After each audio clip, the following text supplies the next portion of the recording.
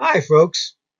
Here's a little Christmas piece from my new book titled East to West and Pole to Pole. It's all about Jimbob Hassenfuss. He is disgusted after reading the book Around the World in 80 Days. Jules Verne's hero, Phileas Fogg, didn't really go around the world. He didn't go anywhere south of the equator, nowhere north of Scotland. How can you call that around the world? Jimbob resolved to humiliate both Jules Verne and Phileas Fogg. He would go to both North and South Poles and cover every single latitude and every single longitude on Earth, all within 80 days. He planned a detailed itinerary. Unfortunately, such a trip contained extreme technical and logistical and political difficulties and would cost millions of dollars to actually do. Fortunately, the richest man on earth agreed to take some time off from making billions of dollars, and he subsidized the trip for its publicity value. So it happened. 6 travelers in a prototype electric helicopter that could go thousands of miles without a recharge. Prototype spacesuits designed to wear on Mars.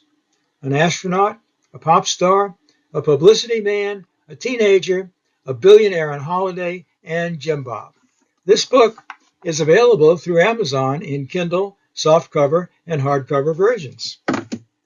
Let's pick up with a short segment pieced together from 2 of the chapters, beginning at the North Pole, where they tried to find Santa Claus. Caution, there might be some fiction here. After spending a very cold, dark night at the North Pole and not finding Santa or his workshop, the team left, heading south as quickly as they could and anxious for warmth. As the helicopter lifted above the area, Jimbob was moved to write this letter. Dear Santa Claus, our circumpolar team has just been to the North Pole, hoping to visit you before you took off on your annual trip around the world. Sorry we missed you, but we left for you 2 giant laser searchlights, which might serve as runway beacons for your return. As you will see, one is red and the other is green. Hope you're having a nice trip. We couldn't help but notice that it's dark all day at the North Pole during the Christmas season. This must make labor conditions difficult for you and your elves, especially since this total darkness always occurs at the winter solstice, your busiest time of the year. Even worse, here at the North Pole, if you thought about digging a set of tunnels and taking your workshop completely underground, that's impossible, since there's no land underneath the Arctic Circle.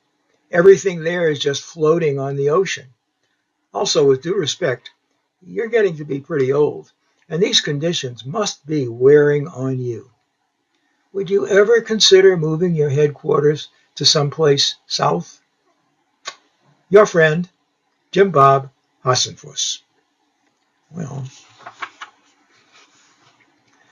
Jimbob mailed his letter during a quick stop at a battery recharge station in Oslo on their way to Africa and warmer weather. He mailed it to Santa Claus, Post Office, General Delivery, North Pole, Alaska, zip code 99705. After traveling through Europe, Africa, and the geographic South Pole, the group arrived at McMurdo Station, Antarctica. McMurdo is a full-blown base, much larger and much more established than the Amundsen Scott Station, which is at the actual pole. It even has a real post office and its own zip code. When they arrived, there was a letter waiting for Jimbob. Here is what it said. To Jimbob Hassenfuss, McMurdo Base, PSC 769, Box 700, APO AP 96599. Sent from North Pole, Alaska, 325 South Santa Claus Lane, Fairbanks Borough, Fairbanks, Alaska, 99705. Dear Jimbob, thank you so much for your letter, which you mailed to me from Oslo, and which was held for me at the post office at North Pole, Alaska. I appreciated and chuckled at your suggestion that it is too cold and too dark on Christmas Eve at the North Pole. Those are my thoughts entirely. Sorry that you couldn't find me when you landed your high-class vehicle at my place a few nights ago. Reason is, I wasn't there. I had decided that this was the year to sneak away and to try out the Deep South as my new headquarters. My full team of reindeer, most of the elves, and all the toys had been quietly transported to the South Pole for a daylight delivery on Christmas Eve. You could say that this was a trial run. There's a first time for everything. At any rate, we had already left before you arrived with your nice presents of red and green laser searchlights. When I found them on my return, I liked them very much, although most of the reindeer didn't appreciate it because they assumed this was a joke on them. Let me explain. When I was ready to take off for Christmas deliveries at the South Pole, I realized that I wouldn't need Rudolph's red light beacon anymore to get me through the darkness.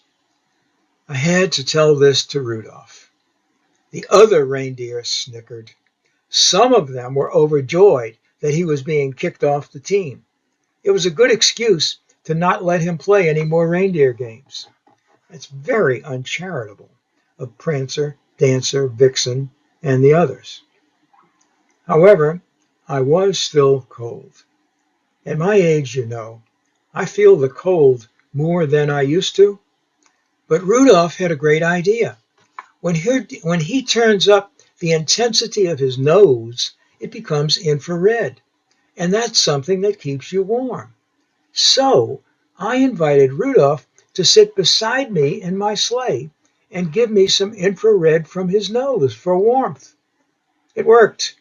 I was toasty warm and enjoying the ride. The 8 other reindeer were furious. Once again, Rudolph had the place of honor.